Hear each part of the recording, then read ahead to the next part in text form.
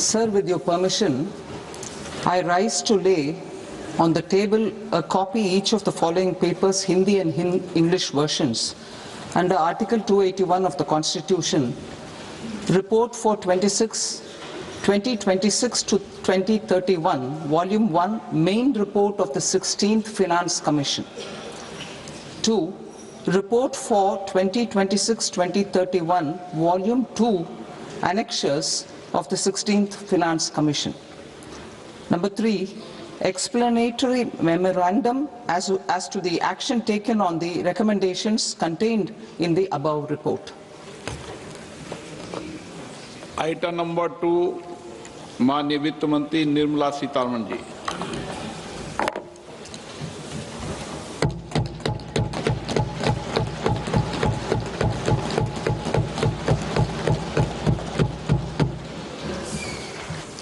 Honorable Speaker, sir, on the sacred occasion of Magh Purnima and the birth anniversary of Guru Ravidas, I present the budget for the year 2026-2027. Since we assumed office 12 years ago, India's economic trajectory has been marked by stability, fiscal discipline, sustained growth, and moderate inflation. This is the result of conscious choices we have made, even in times heightened uncertainty and disruption. Our government, led by Honorable Prime Minister Modi, has decisively and consistently chosen action over ambivalence, reform over rhetoric, and people over populism. We have pursued far-reaching structural reforms, fiscal prudence and monetary stability, whilst maintaining a strong thrust on public investment. Keeping Atmanirbharta as a lodestar, we have built domestic manufacturing capacity, energy security, and reduced critical import dependencies. Simultaneously, we have ensured that citizens benefit from every action of the government, undertaking reforms to support employment generation, agricultural productivity, household purchasing power, and universal services to people. These measures have delivered a high growth rate of around 7% and helped us make substantial strides in poverty reduction and improvement in the lives of our people. Today, we face an external environment in which trade and multilateralism are imperiled and access to resources and supply chains are disrupted. New technologies are transforming production systems while sharply increasing demands on water, energy, and critical minerals. India will continue to take confident steps towards Vikasit Bharat, balancing ambition with inclusion. As a growing economy with expanding trade and capital needs, India must also remain deeply integrated with global markets, exporting more and attracting stable long-term investment. As I begin Part A, I want to express my gratitude to the people for standing firmly with us as we forge our way together towards becoming one of the largest economies of the world.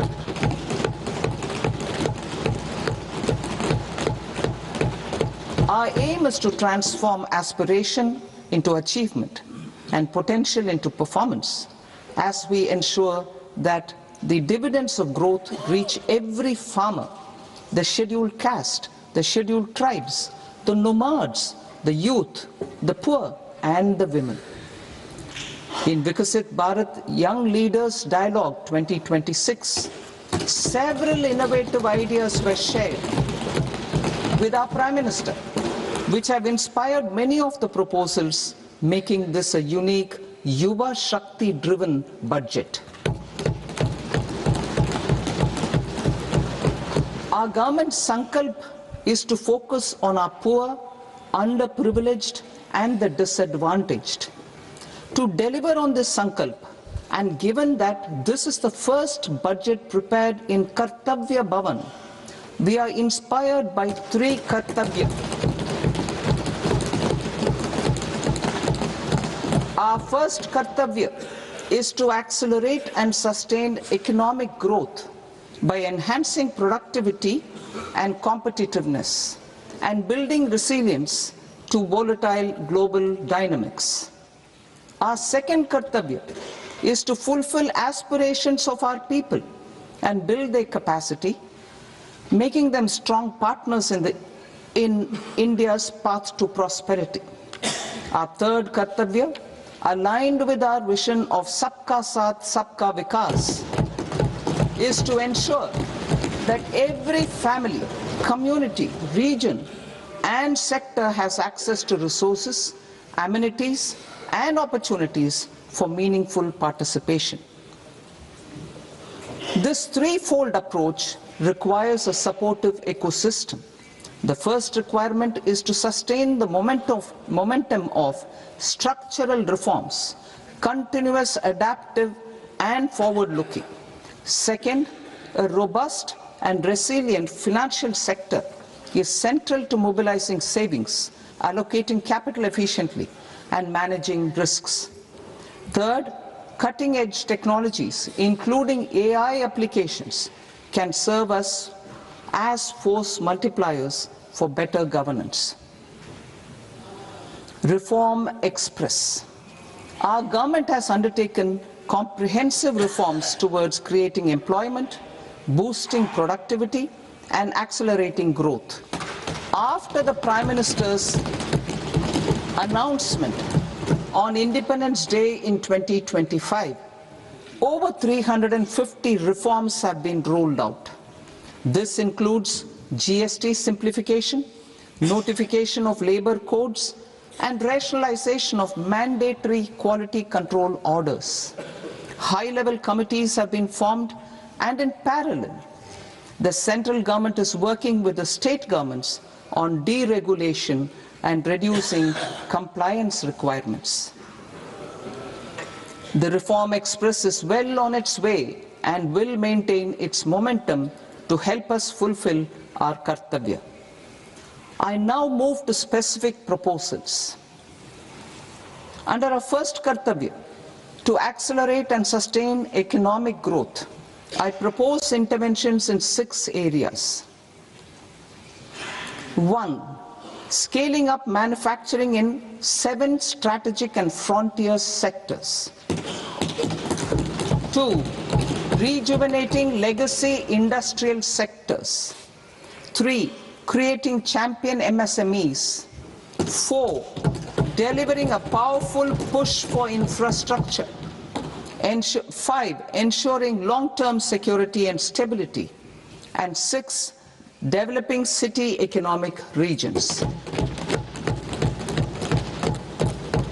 Scaling up of manufacturing in 7 strategic and frontier sectors. Biopharma Shakti, meaning biopharma strategy for health advancement through knowledge, technology, and innovation. India's disease burden is observed to be shifting towards non-communicable diseases like diabetes, cancer, and autoimmune disorders. Biologic medicines are key to longevity and quality of life at affordable costs. To develop India as a global biopharma manufacturing hub,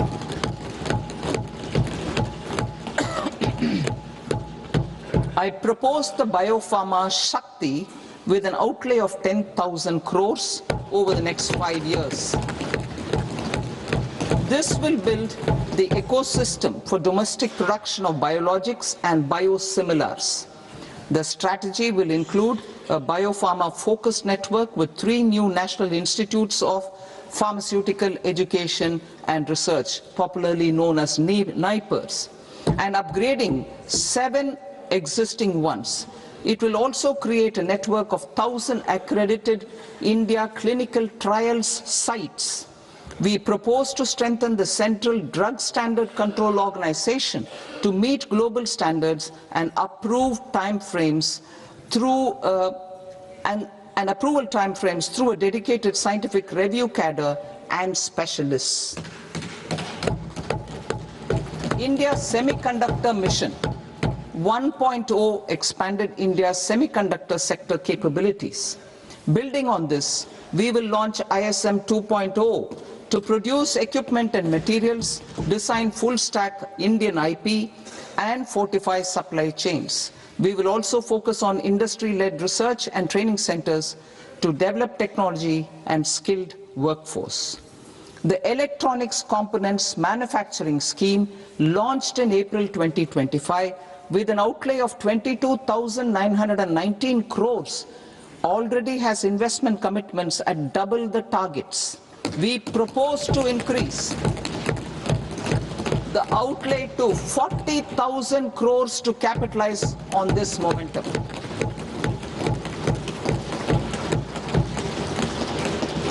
A scheme for rare earth permanent magnets was launched in 2025 November.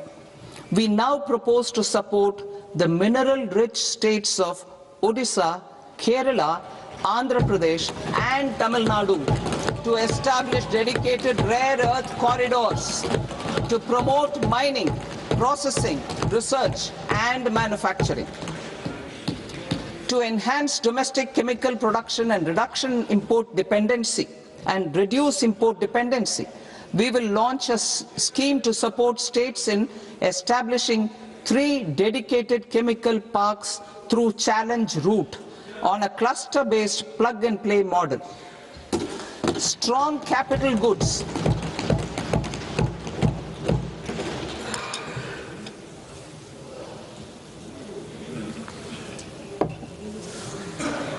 Strong capital goods capability is a determinant of productivity and quality across different sectors. Towards building this capacity, I propose the following.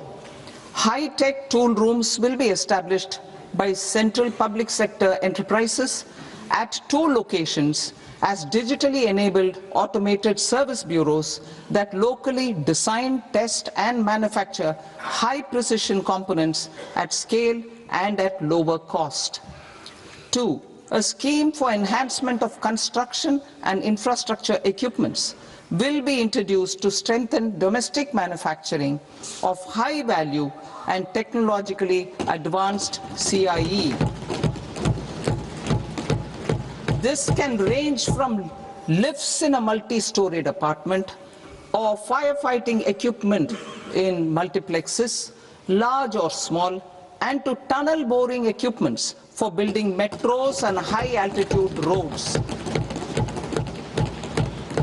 I also propose a scheme for container manufacturing to create a globally competitive container manufacturing ecosystem with a budgetary allocation of 10,000 crores over a 5-year period. For the labor-intensive textile sector, I propose an integrated program with 5 subparts. 1. The National Fiber Scheme for self-reliance in natural fibers, such as silk, wool and jute, man-made fibers and new age fibers. Textile expansion and employment scheme to modernize traditional clusters with capital support for machinery, technology upgradation and common testing and certification centers. 3. The National Handloom and Handicraft Program to integrate and strengthen existing schemes and ensure targeted support for weavers and artisans. Tex Eco Initiative to promote globally competitive and sustainable textiles and apparels. Samarth 2.0 to modernize the upgrade the textile skilling ecosystem through collaboration with industry and academic institutions. Further, I propose to set up mega textile parks in challenge mode They can also focus on bringing value addition to technical textiles. I propose to launch the Mahatma Gandhi Gram Swaraj initiative to strengthen khadi, handloom and handicrafts. This will help in global market linkage and branding. It will streamline and support training, skilling, quality of process and production. This will benefit our weavers, village industries, one district, one product ODOP initiative, and also our rural youth. India has the potential to emerge as a global hub for high quality, affordable sports goods. I propose a dedicated initiative for sports goods that will promote manufacturing, research and innovation in equipment design as well as material sciences. Rejuvenation of legacy industrial clusters. I propose to introduce a scheme to revive 200 legacy industrial clusters to improve their cost competitiveness and efficiency through infrastructure and technology upgradation. Creating champion SMEs and supporting micro enterprises. Recognizing MSMEs as a vital engine of growth, I propose a three-pronged approach to help them grow as champions. Equity support.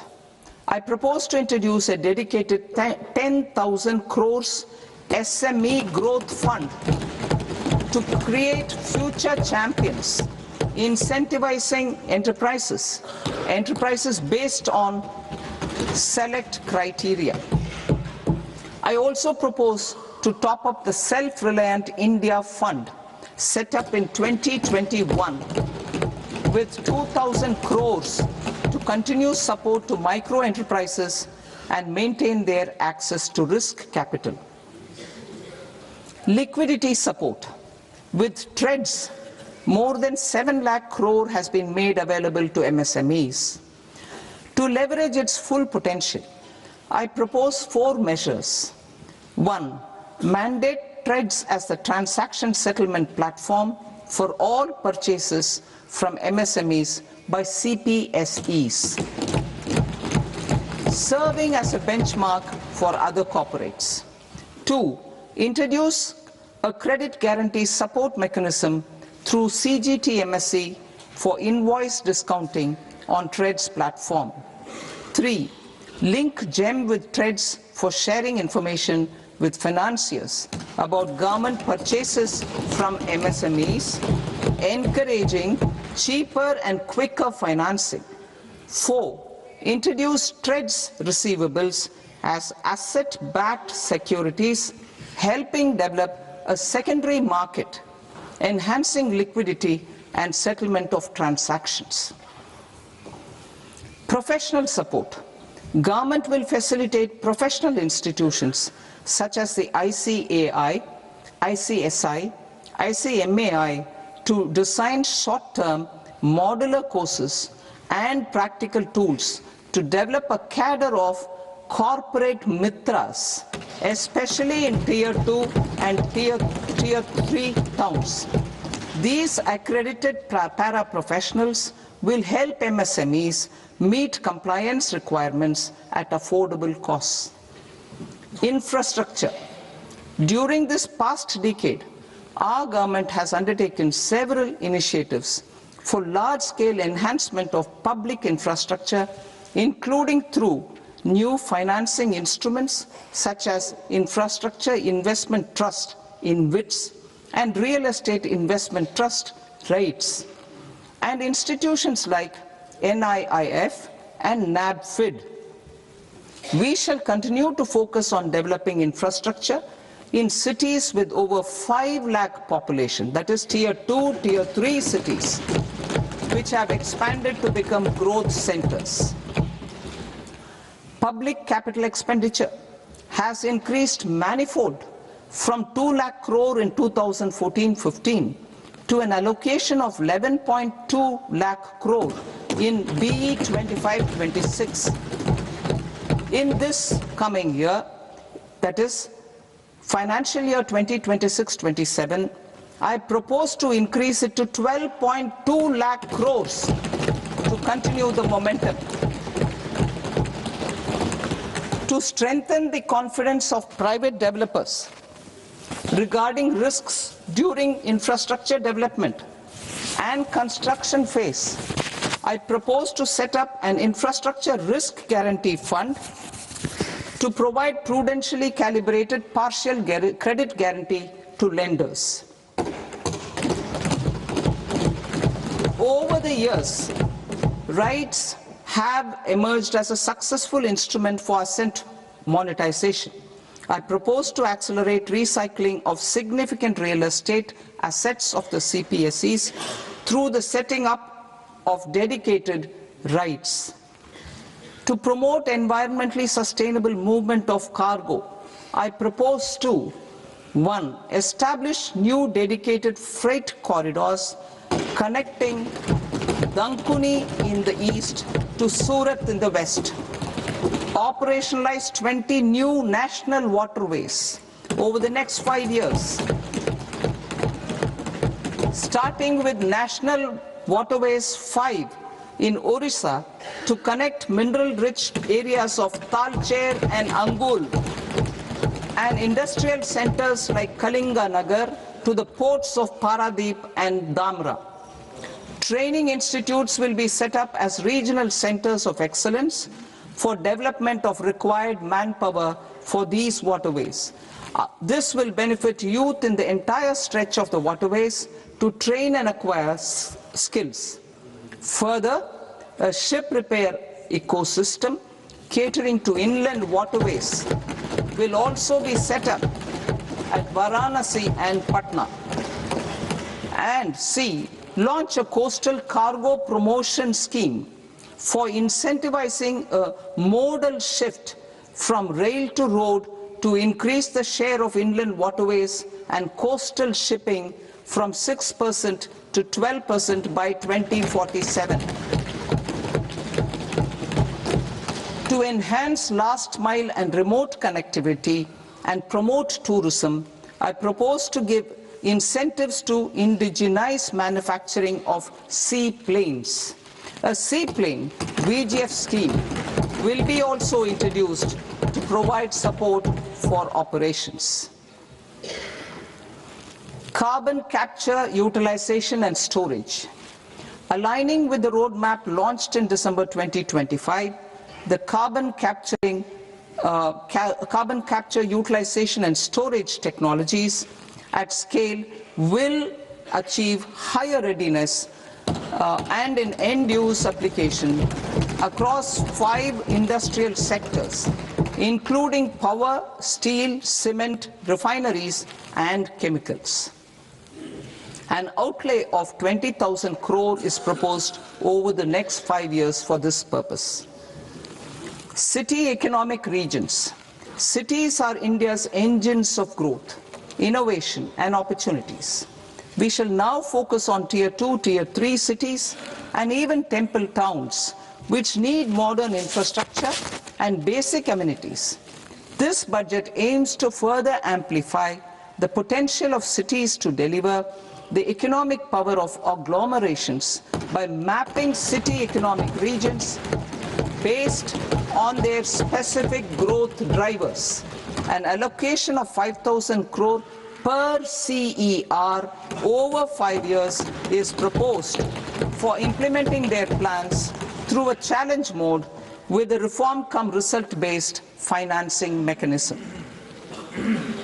In order to promote environmentally sustainable passenger systems, we will develop 7 high-speed rail corridors between cities as growth connectors, namely Mumbai to Pune, Pune to Hyderabad, Hyderabad to Bengaluru, Hyderabad to Chennai, Chennai to Bengaluru, Delhi to Varanasi, Varanasi to Siliguri.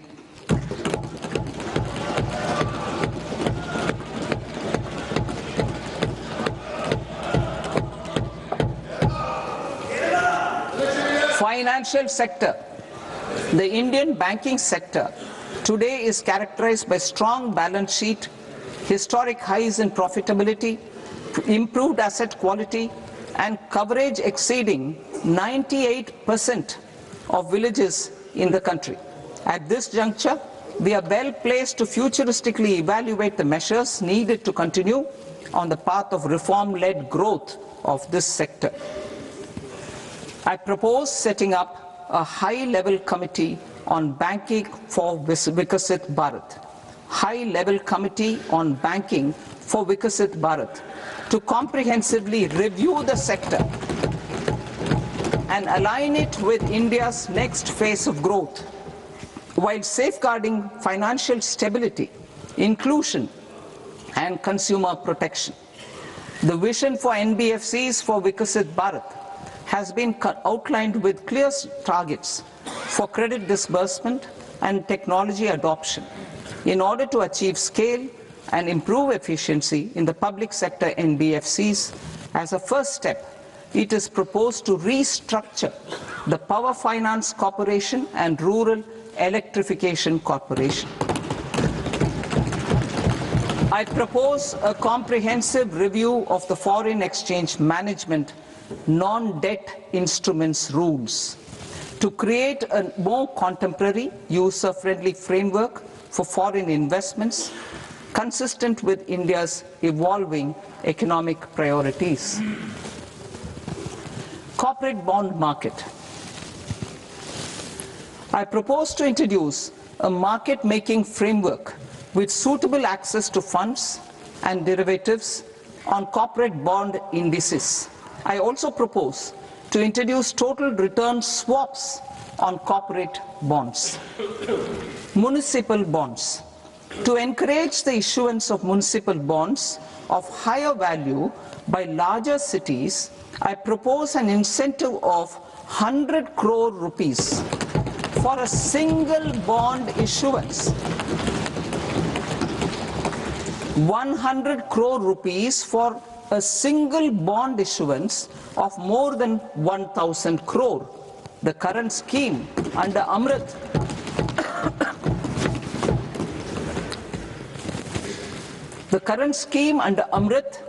which incentivizes issuances up to 200 crores only, will also continue to support smaller and medium towns. That will also continue to support the smaller and medium towns. Ease of doing business. Individual persons resident outside India, PROI, will be permitted to invest in equity instruments of listed Indian companies through the portfolio investment scheme.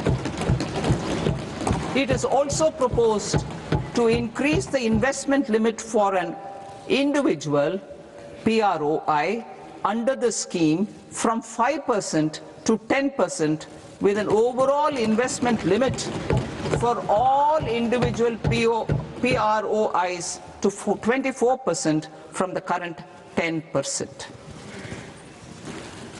Emerging technologies including AI. 21st century is technology driven. Adoption of technology is for the benefit of all people. Farmers in the field, women in STEM, youth keen to upskill, and Divyangjan to access newer opportunities. The government has taken several steps to support new technologies through AI Mission, National Quantum Mission, Anusandhan National Research Fund, and Research and Development and Innovation Fund. Our second kartavya is to fulfill aspirations and build capacities. Close to 25 crore individuals have come out of multi-dimensional poverty through a decade of our government's sustained and reform-oriented efforts.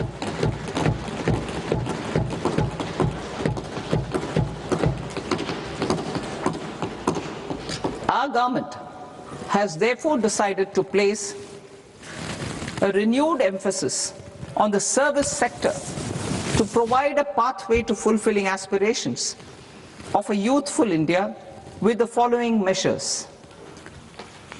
I propose to set up a high-powered Education to Employment and Enterprises Standing Committee to recommend measures that focus on services sector as a core driver of Viksit Bharat.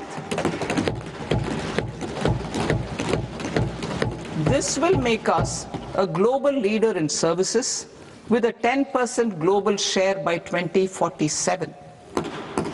The committee will prioritize areas to optimize the potential for growth, employment, and exports. They will also assess the impact of emerging technologies, including AI, on jobs and skill requirements and propose measures thereof.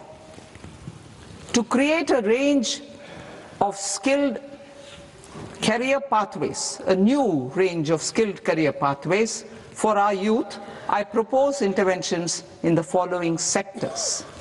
Health.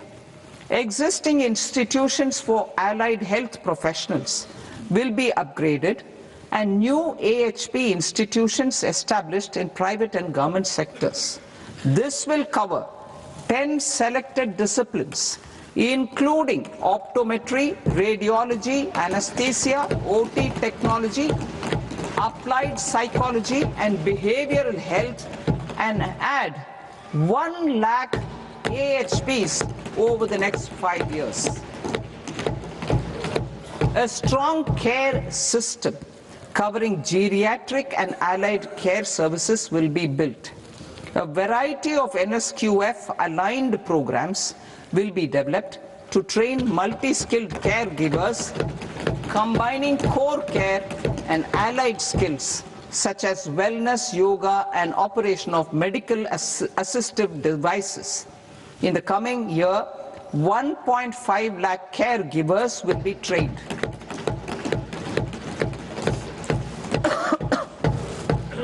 Hubs for medical value tourism. To promote India as a hub for medical tourism services, I propose to launch a scheme to support states in establishing 5 regional medical hubs in partnership with the private sector. These hubs will serve as integrated healthcare complexes that combine medical, educational, and research facilities. They will have Ayush centers, medical value tourism facilitation centers, and infrastructure for diagnostics, post-care, and rehabilitation. These hubs will provide diverse opportunities, job opportunities for health professionals, including doctors and AHPs. Ancient Indian yoga, already respected in several parts of the world, was given a mass global recognition when Honorable Prime Minister took it to the UN. Post-COVID, Ayurveda gained a similar global acceptance and recognition. Exporting quality Ayurveda products helps farmers who grow the herbs and youth who process the products. To meet growing global demand, a few more steps are being taken. I propose to 1. Set up 3 new All India Institutes of Ayurveda. 2. Upgrade Ayush pharmacies and drug testing labs for higher standards of certification ecosystem and make available more skilled personnel. 3. Upgrade the WHO Global Traditional Medicine Center in Jamnagar to bolster evidence-based research, training, and awareness for traditional medicine. Animal husbandry. Livestock contributes to close to 16% of farm income, including of poor and marginal households. To scale up availability of veterinary professionals by more than 20,000, I propose to roll out a loan-linked capital subsidy support scheme for establishment of veterinary and para-veterinary colleges, veterinary hospitals, diagnostic laboratories, and breeding facilities in private sector. Collaboration between Indian and foreign institutions will also be facilitated. Orange economy. India's animation, visual effects, gaming and comics sector, AVGC sector, is a growing industry projected to require 2 million professionals by 2030. I propose to support the Indian Institute of Creative Technologies, Mumbai, in setting up AVGC content creator labs in 15,000 secondary schools all over the country and 500 colleges. The Indian design industry is expanding rapidly, and yet there is a shortage of Indian designers. I propose to establish, through Challenge Route, a new National Institute of Design to boost design education and development in the eastern region of India. Education. Our government will support states through Challenge Route in creating 5 university townships in the vicinity of major industrial and logistics corridors. These planned academic zones will host multiple universities, colleges and research institutions, skill centers and residential complexes. In higher education, STEM institutions, prolonged hours of study and laboratory work pose some challenges for girl students. Through VGF, Viability Gap Funding and capital support, one girls' hostel will be established in every district.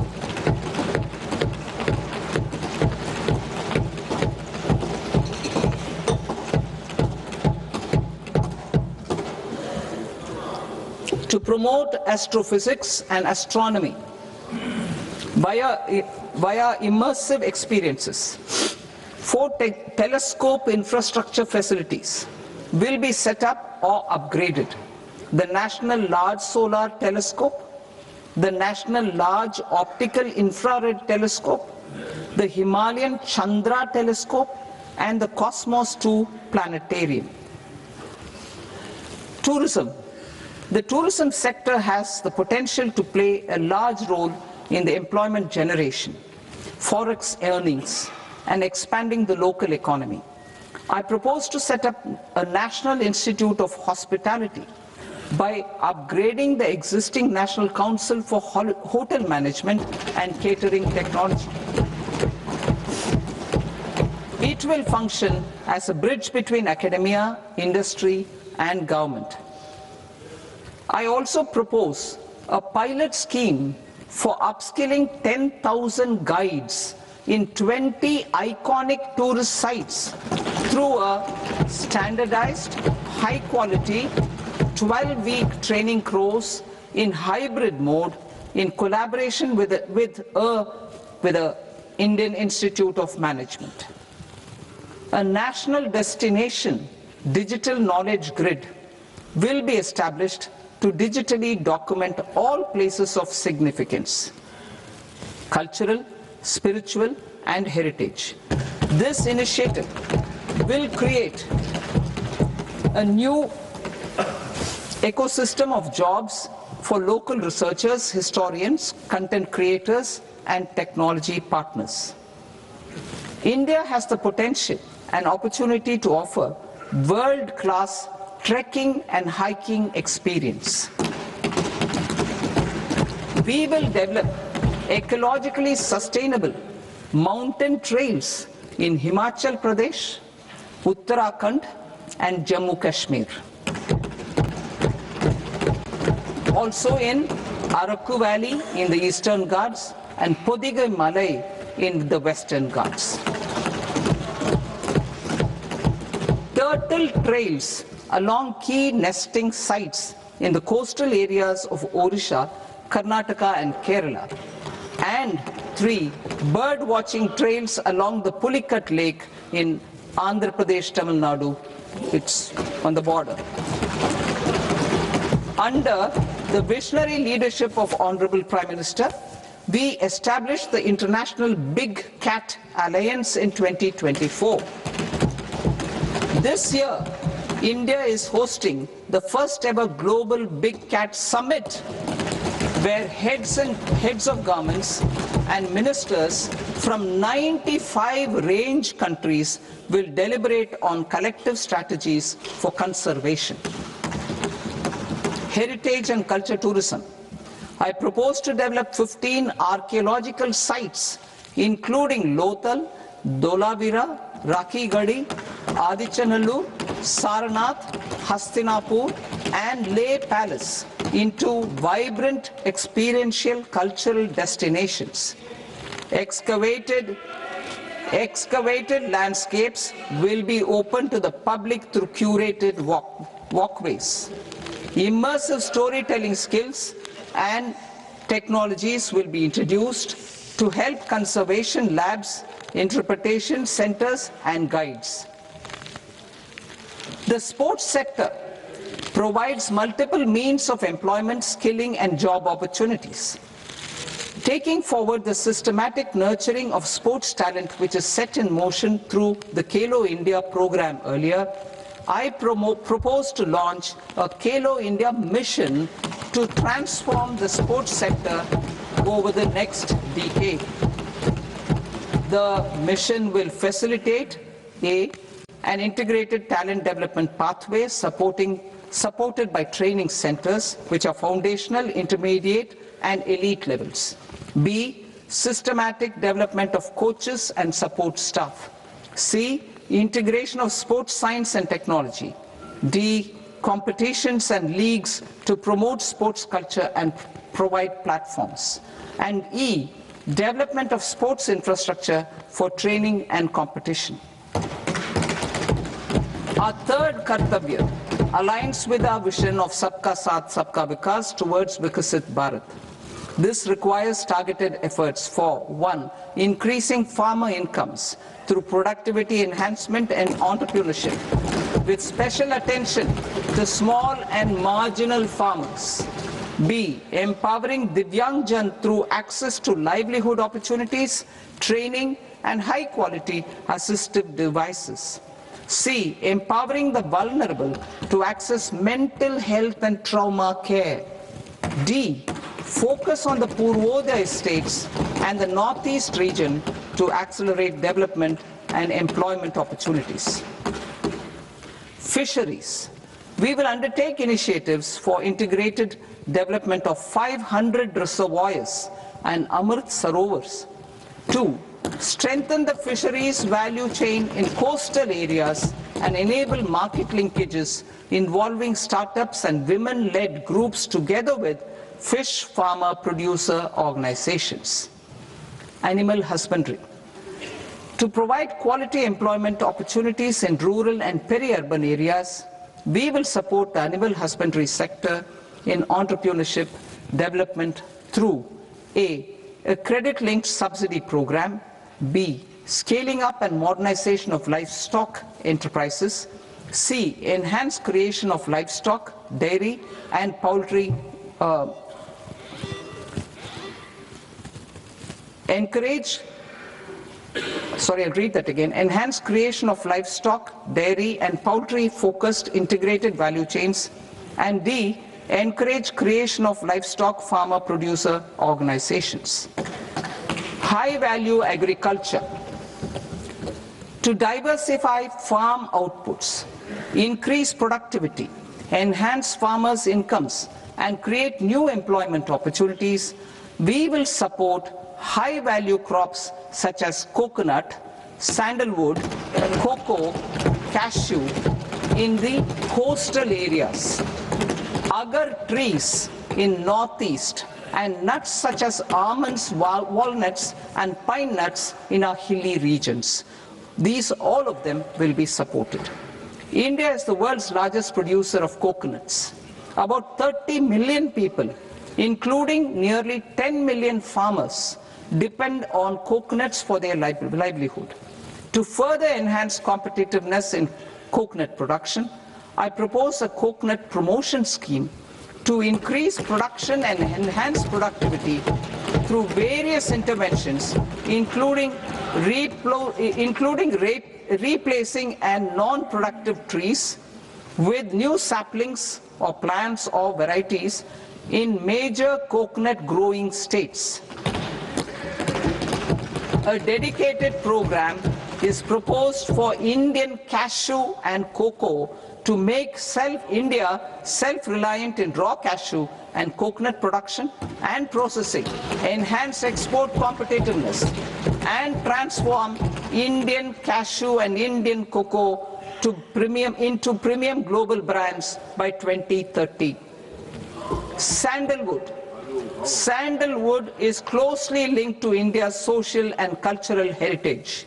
Our government will partner with state governments to promote focused cultivation and post-harvest processing to restore the glory of the Indian sandalwood ecosystem, to rejuvenate old, low-yielding orchards and expand high-density cultivation of walnuts, almonds, and pine nuts. We will support a dedicated program to enhance farmer incomes and in bringing value addition by engaging youth.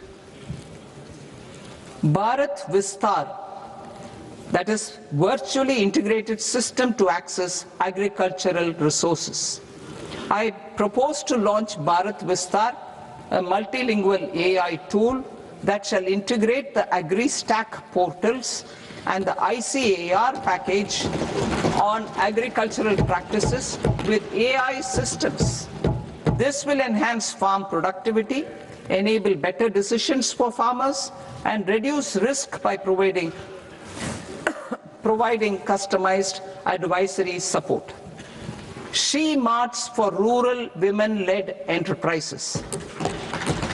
Building on the success of Lakpati Didi program, I propose to help women take the next step from credit-linked livelihoods to being owners of enterprises. Self-help entrepreneur, She Marts will be set up as community-owned retail outlets within the cluster-level federations through enhanced and innovative financing instruments. Empowering Divyangjan. Divyangjan Kaushal Yojana. Information technology, AVGC sectors, hospitality and food and beverages sectors often offer task-oriented and process-driven roles which are suitable for Divyangjan. We will ensure dignified livelihood opportunities through industry-relevant and customized training specific to each Divyangjan group. Divyang Sahara Yojana. Timely access to high-quality assistive devices for all eligible Divyangjan is a fundamental need. I propose to 1. Support the Artificial Limbs Manufacturing Corporation of India, Alimco, to set up and to scale up production of assistive devices, invest in R&D and AI integration, strengthen PM Divyasha Kendras, and support setting up of assistive technology marts as modern retail style centers where Divyangjan and senior citizens can see, try and purchase assistive products. Reaffirming our commitment to mental health and trauma care. There are no national institutes for mental health care in North India.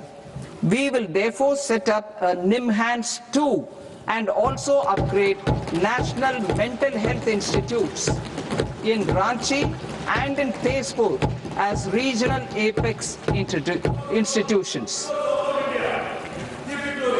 Emergencies expose families, particularly the poor and vulnerable, to unexpected expenditure.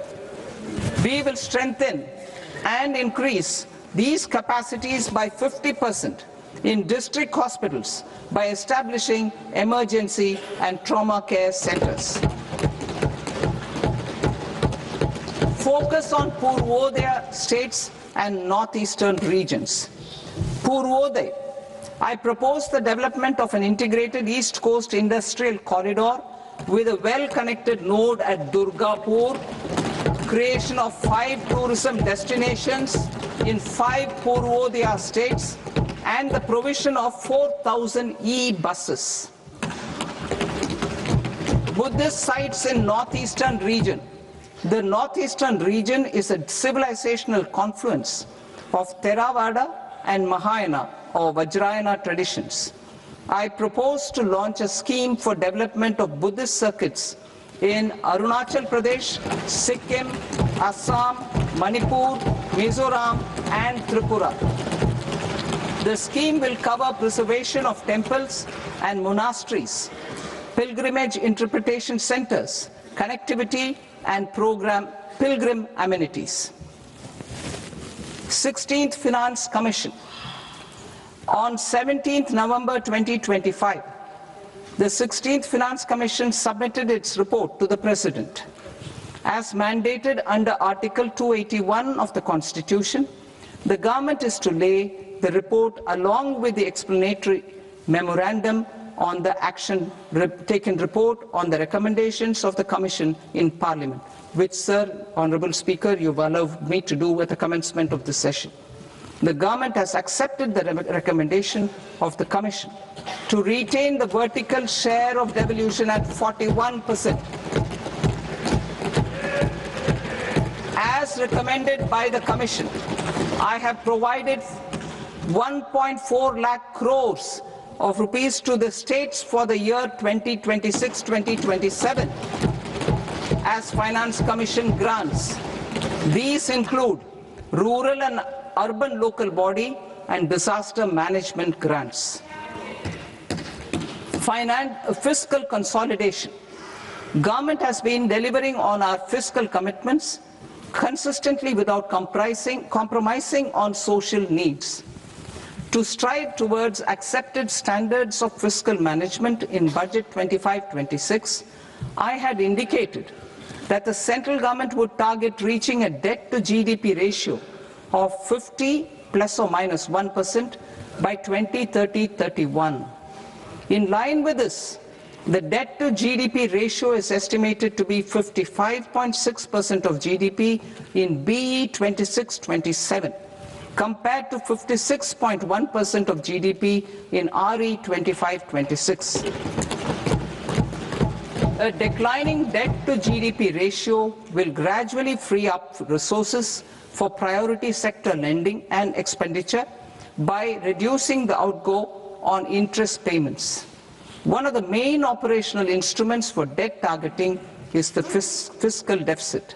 I am happy to inform this august House that I fulfilled my commitment made in 2021-2022 to reduce fiscal deficit below 4.5% of GDP by 25-26. In RE 25-26, the fiscal deficit has been estimated at par with BE of 2025-26 at 4.4% of GDP. In line with the new fiscal prudence path of debt consolidation, the fiscal deficit in BE 26-27 is estimated to be 4.3% of the GDP.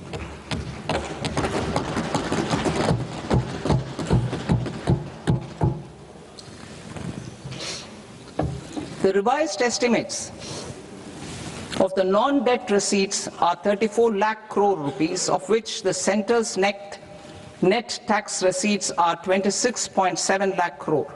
The revised estimate of the total expenditure is 49.6 lakh crore rupees, of which the capital expenditure is about 11 lakh crores.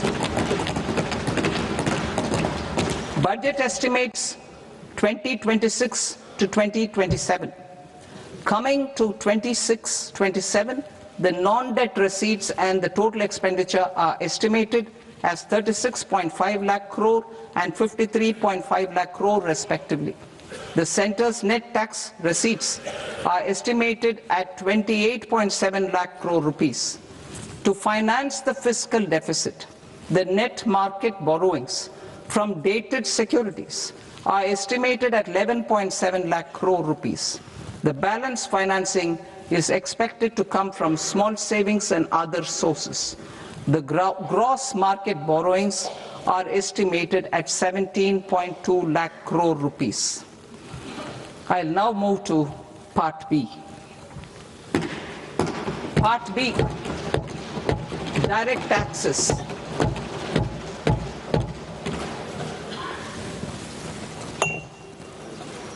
Honorable Speaker, sir, I now present my proposals on direct taxes. New Income Tax Act. In July 2024, I announced a comprehensive review of the Income Tax Act 1961. This was completed in a record time, and the Income Tax Act 2025 will come into effect from 1st April 2026. The simplified income tax rules and forms will be notified shortly, giving adequate time to taxpayers to acquaint themselves with its requirements. The forms have been redesigned such that ordinary citizens can comply without difficulty. Ease of living. I propose that any interest awarded by the Motor Accident Claims Tribunal to a natural person will be exempt from income tax, and any TDS on this account will be done away with. I propose to reduce TCS rate on the sale of overseas tour program package from the current 5% and 20% to 2% without any stipulation of amount. I propose to reduce TCS rate for pursuing education and for medical purposes under the Liberalized Remittance Scheme, popularly known as LRS, from 5% to 2%. Supply of manpower services is proposed to be specifically brought within the ambit of payment to contractors for the purpose of TDS to avoid ambiguity. Thus, TDS on these services will be at the rate of either 1% or 2% only. I propose a scheme for small taxpayers, wherein a rule-based automated process will enable obtaining a lower or nil deduction certificate instead of filing an application with the assessing officer. For the ease of taxpayer holding securities in multiple companies, I propose to enable depositories to accept Form 15G or Form 15H from the investor and provide it directly to various relevant companies. I propose to extend time available for revising returns from 31st December to up to 31st March with the payment of a nominal fee. I also propose to stagger the timeline for filing of tax returns.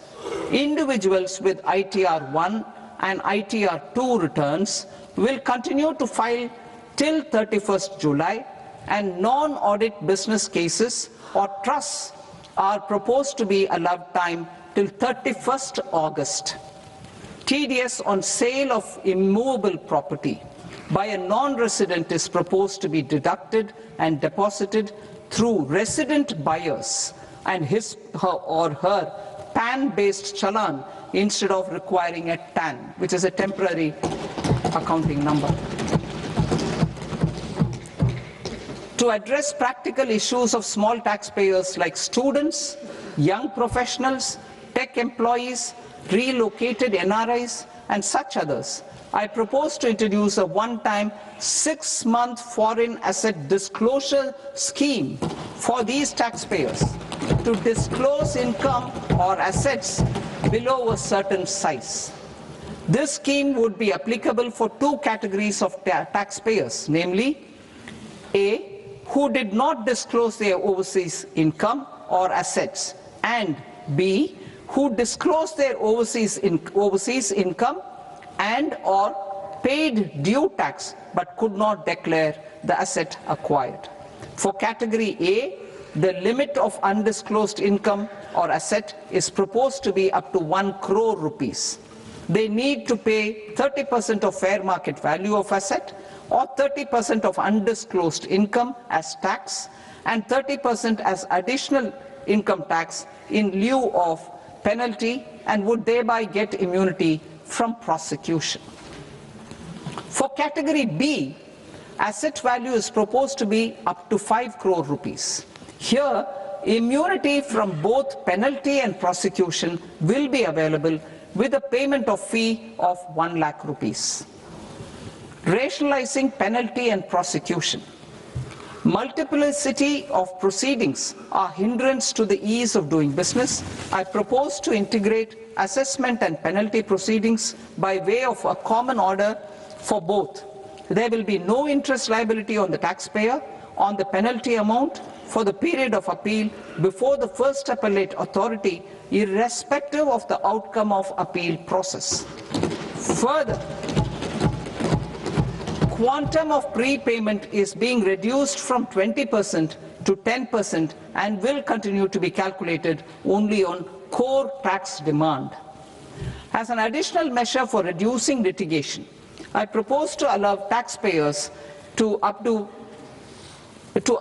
their returns even after reassessment proceedings have been initiated, and an additional 10% tax rate over and above the rate applicable for the relevant year. The assessing officer will then use only this updated return in his proceedings.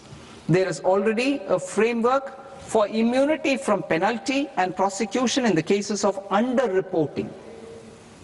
I propose to apply this framework for immunity to misreporting too. However, in such a case, the taxpayer will need to pay 100% of the tax amount as an additional income tax over and above the tax and interest due. Penalties for certain technical defaults, such as failure to get accounts audited, non-furnishing of transfer pricing audit report, and default in furnishing statement for financial transactions, are proposed to be converted into fee.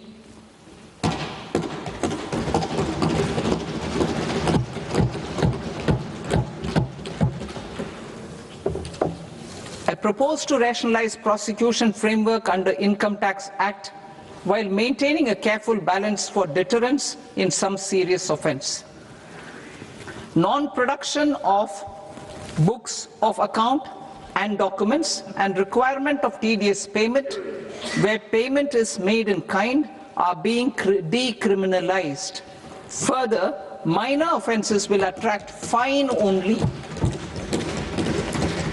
The remaining prosecutions will be graded commensurate with the quantum of offence. They will entail only simple imprisonment with maximum imprisonment reduced to 2 years and power to courts to convert even those into fines. There is no penalty. There is no penalty presently for non-disclosure of non-immovable foreign assets with aggregate value less than 20 lakh rupees. I propose to also provide them with immunity from prosecution with retrospective effect from 1/10/2024.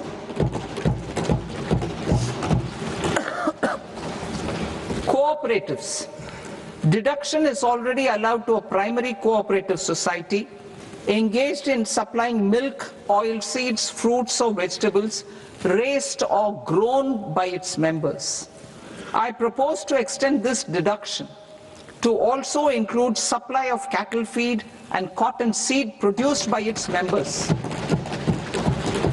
I propose to allow inter-cooperative society dividend income as deduction under the new tax regime to the extent it is further distributed to its members.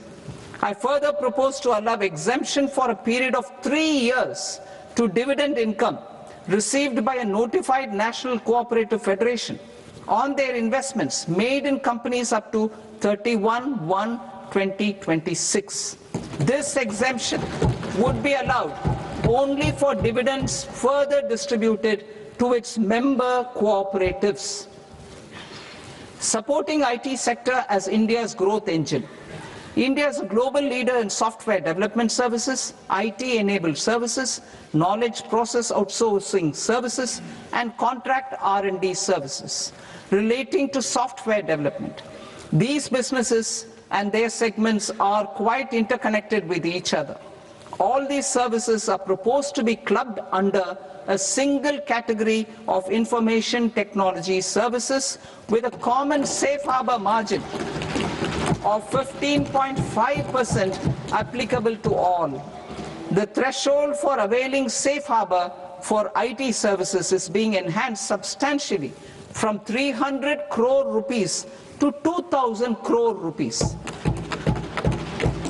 Safe harbor for IT services shall be approved by an automated rule-driven process without any need for tax officer to examine and accept the application.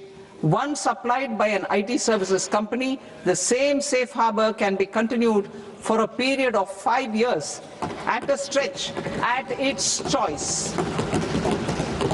For IT services companies who want to conclude advanced pricing agreement, APA, I propose to fast-track unilateral APA process for IT services and endeavor to conclude it within a period of 2 years.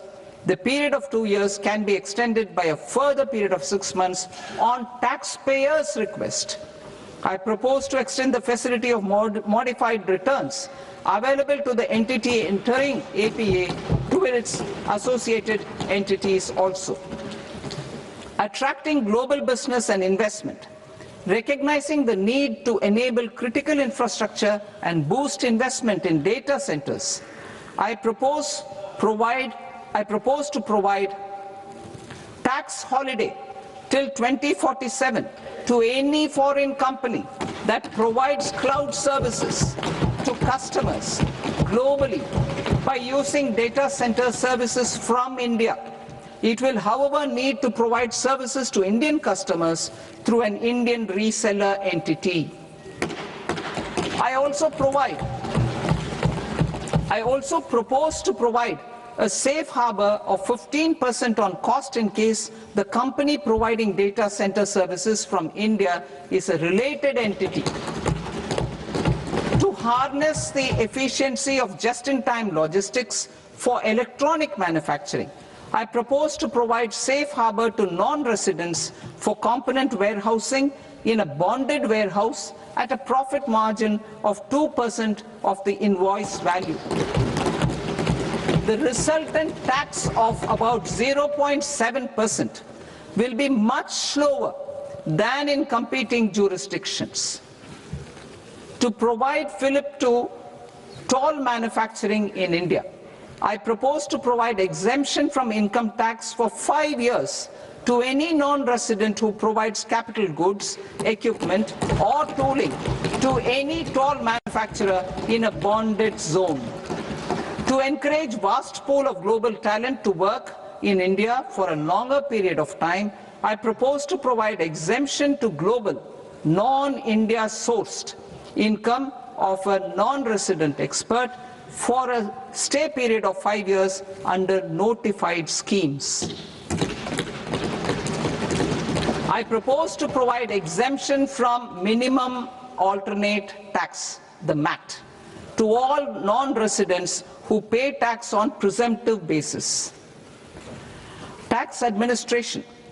I propose to constitute a joint committee of Ministry of Corporate Affairs and Central Board of Direct Taxes for incorporating the requirements of income computation and disclosure standards, the ICDS, in the Indian Accounting Standards Ind AS itself. Separate accounting requirement based on ICDS will be done away with from the tax year 27-28.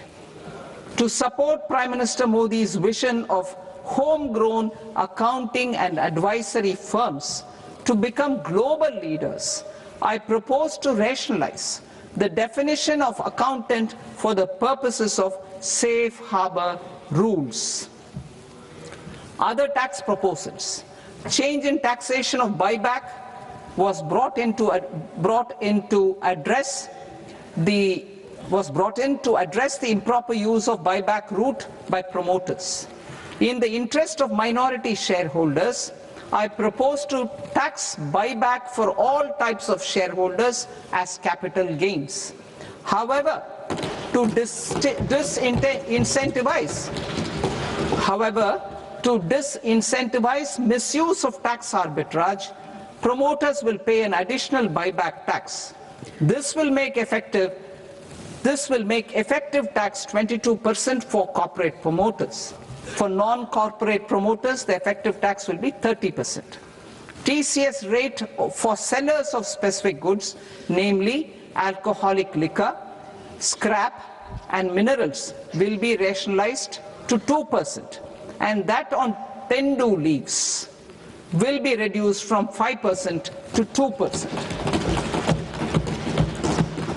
I propose to raise the STT on futures to 0.05% from the present 0.02%. STT on options premium and exercise of options are both proposed to be raised to 0.15% from the present rate of 0.1% and 0.125% respectively.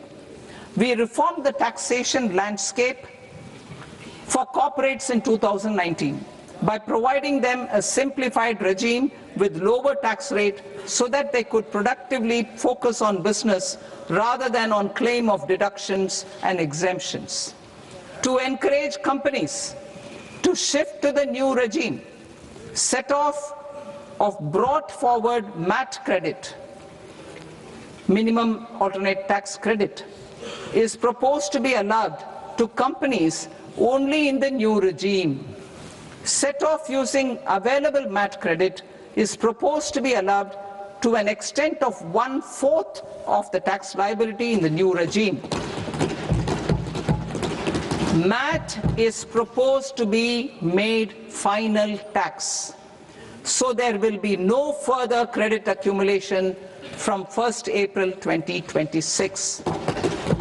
In line with this change, the rate of final tax is being reduced to 14% from the current MAT rate of 15%.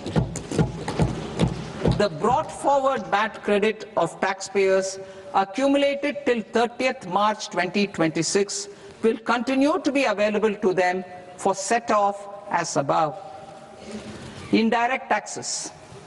I shall now take up proposals related to indirect taxes. My proposals for customs and central excise aim to further simplify the tariff structure, support domestic manufacturing, promote export competitiveness, and correct inversion in duty.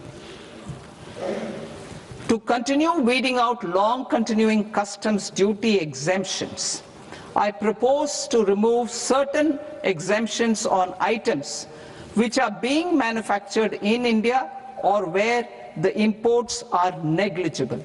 Similarly, to further simplify the process of ascertaining the rate of duty applicable on a particular item, I propose to incorporate certain effective rates in various customs notifications to the tariff schedule itself. I shall now take up sector-specific proposals. Promotion of exports of marine, leather, and textile products. I propose to increase the limit for duty-free imports of specified inputs used for processing seafoods for export from the current 1% to 3% of FOB value of the previous year's export turnover. I also propose to allow duty-free imports of specified inputs, which is currently available for exports of leather or synthetic footwear, to exports of shoe uppers as well. I propose to extend the time period for export of final product from the existing 6 months to 1 year for exporters of leather or textile garments, leather or synthetic footwear, and other leather products. Energy transition and security. I propose to extend the basic customs duty exemption given to capital goods used for manufacturing lithium-ion cells for batteries to those used for manufacturing lithium-ion cells for battery energy storage systems also. I propose to exempt basic customs duty on import of sodium antimonate for use in manufacture of solar glass. Nuclear power. I propose to extend the existing basic customs duty exemption on imports of goods required for nuclear power projects till the year 2035 and expand it for all nuclear plants irrespective of their capacity. Critical minerals. It is proposed to provide basic customs duty exemption to the import of capital goods required for the processing of critical minerals in India. Biogas blended CNG. I propose to exclude the entire value of biogas while calculating the central excise duty payable on biogas blended CNG. Civil and defense aviation. I propose to exempt basic customs duty on components and parts required for the manufacture of civilian training and other aircrafts. It is proposed to exempt basic customs duty on raw materials imported for the manufacture of parts of aircraft to be used in maintenance, repair, or overall requirements by units in the defense sector. Electronics. To deepen value addition in the consumer electronics sector, I propose to exempt basic customs duty on specified parts used in the manufacture of microwave ovens. Special economic zone. To address the concerns arising about utilization of capacity by manufacturing units in the special economic zones due to global trade disruptions, I propose as a special one-time measure to facilitate sales by eligible manufacturing units in SEZs to the domestic tariff area at concessional rates of duty. The quantity of such sales will be limited to a prescribed proportion of their exports. Necessary regulatory changes will be undertaken to operationalize the measures while ensuring level playing field for the units working in the DTA. Ease of living. To rationalize the customs duty structure for goods imported for personal use, I propose to reduce the tariff rate on all dutiable goods imported for personal use from 20% to 10%. To provide relief to patients, particularly those suffering from cancer, I propose to exempt basic customs duty on 17 drugs or medicines. I propose also to add 7 more rare diseases for the purposes of exempting import duties on personal imports of drugs, medicines, and food for special medical purposes used in their treatment. Customs process.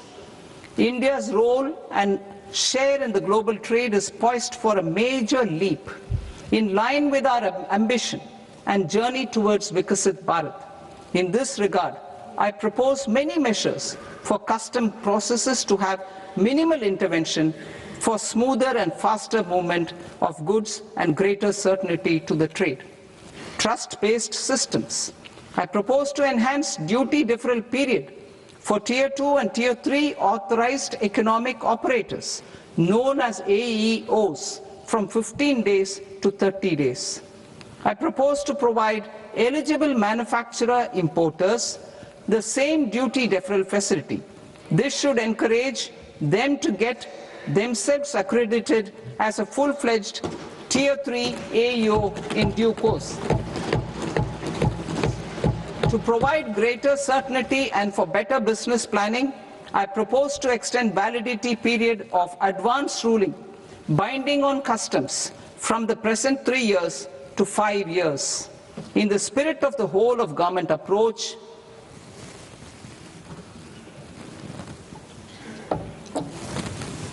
Government agencies will be encouraged to leverage AEO accreditation for preferential treatment in clearing their cargo. Regular importers with trusted long-standing supply chains will be recognized in the risk system so that the need for verification of their cargo every time can be minimized. Export cargo using electronic sealing. Export cargo using electronic sealing will be provided through clearance from the factory premises to the ship. For import of goods not needing any compliance, filing of bill of entry by a trusted importer and arrival of goods will automatically notify customs for completing their clearance formalities. This will enable goods to be released immediately on arrival. The customs warehouse framework will be transformed into a warehouse operator-centric system with a self-declarations, electronic tracking, and risk-based audit. These reforms will move away from the current system of officer-dependent approvals and reduce transaction delays and compliance costs. Ease of doing business. Approvals required for cargo clearance from various government agencies will be seamlessly processed through a single and interconnected digital window by the end of the financial year. Processes involved in clearance of food, drugs, plant, and animal and wildlife products, accounting for about 70% of interdicted cargo, will be operationalized on this system by April 2026 itself. For goods not having any compliance requirement, clearance will be done by customs immediately after online registration is completed by the importer, subject to the payment of duty. Customs integrated system will be rolled out in 2 years as a single integrated and scalable platform for all customs processes. Utilization of non-intrusive scanning with advanced imaging and AI technology for risk assessment will be expanded in a phased manner with the objective to scan every container across all the major ports.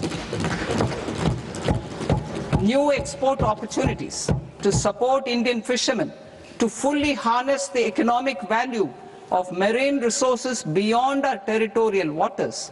The following measures will be taken. A.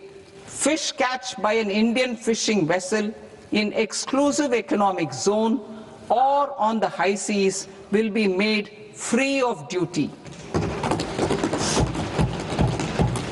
Landing of such fish on foreign port will be treated as export of goods. Safeguards will be put in place to prevent misuse during fish catch, transit, or transshipment. To support aspirations of India's small businesses, artisans, and startups to access global markets through e-commerce, I am pleased to announce complete removal of the current value cap of 10 lakh rupees per consignment on courier exports. In addition, handling of rejected and returned consignments will be improved with effective use of technology for identifying such consignments. I propose to revise provisions governing baggage clearance during international travel to address genuine concerns of passengers. The revised rules will enhance duty-free allowances in line with the present-day travel realities and provide clarity in temporary carriage of goods brought in or taken out. There are honest taxpayers who are willing to settle disputes by paying all their dues, but they get deterred due to negative connotation associated with penalty. They will now be able to close cases by paying an additional amount in lieu of penalty. Honorable Speaker, sir, with this, I commend the budget to this august House. Jai Hind.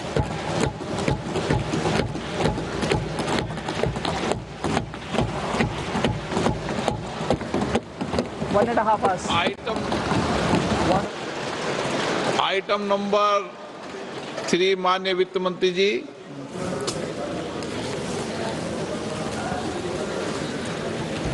Item number 2, sir. 3।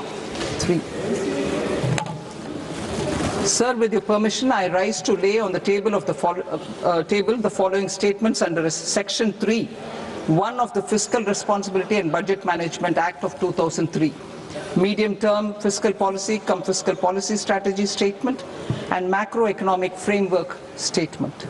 Item number 4 माननीय वित्त मंत्री जी। Sir, with your permission, I move for leave to introduce the Finance Bill 2026. प्रश्न है कि विधेयक को पुनर्स्थापित करने की अनुमति प्रदान की जाए।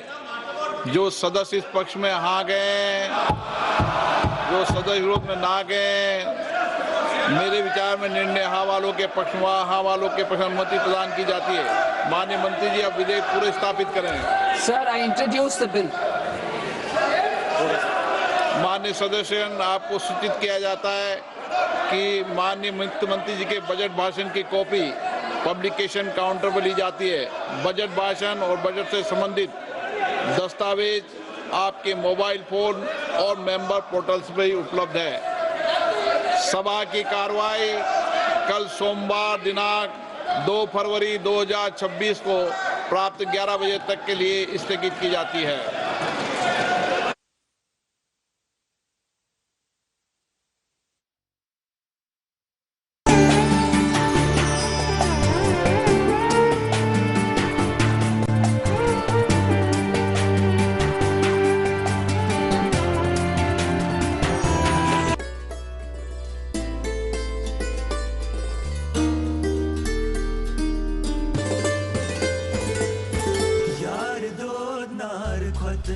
Zalan kotvan vesiye yarasvan talailati yarasvan yar do nar khat zalan kotvan vesiye yarasvan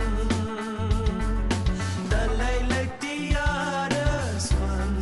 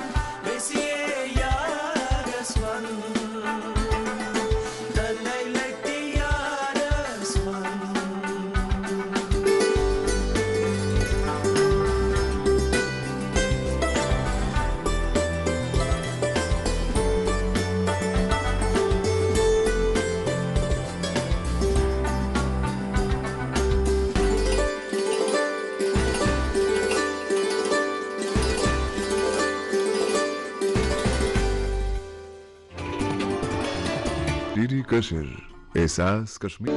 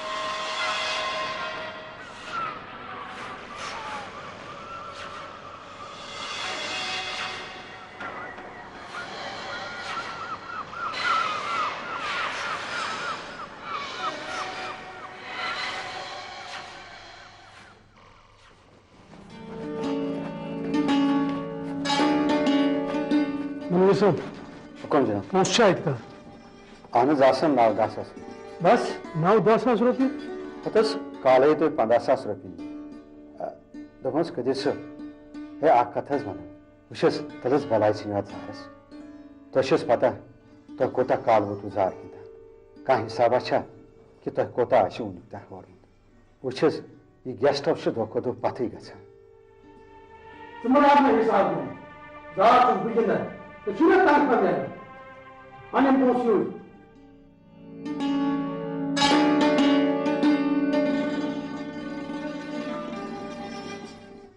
Qadir sir तो घर पे फोन यह सफेजी फोन करा दपानस आज बर्थडे